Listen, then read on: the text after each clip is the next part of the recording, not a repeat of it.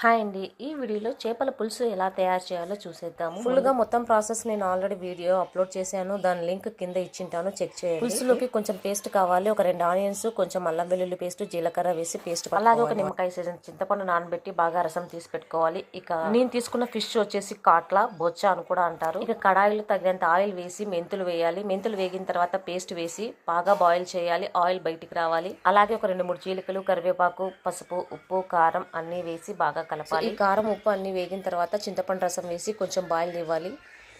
Boil అయిన తర్వాత మనకి ఎంతైతే రసం కావాలో అన్ని తగినంత వాటర్ కొంచెం కొత్తిమీర కూడా వేసుకోవాలి. సో బాయిల్ అంతా వాటర్ అయిన తర్వాత మనం ఫిష్ ముక్కలు అనేది వేసుకోవాలి. బాగా బాయిల్ చేయాలి. ఒక 15 మినిట్స్ వరకు బాయిల్ చేయాలి. 10 to 15 మినిట్స్లో ముక్క ఉడికిపోతుంది. మనకి ఎంతైతే రసం కావాలో లేదా ఇంకొంచెం గ్రేవీ కావాలో దాన్ని బట్టి మీరు అందాజుగా చేసుకోవచ్చు. ఫైనల్గా స్టవ్ ఆఫ్ చేసుకోవడమే. వీడియో నచ్చినట్టయితే లైక్ చేసి సబ్స్క్రైబ్ చేసుకోండి. Thank you for watching.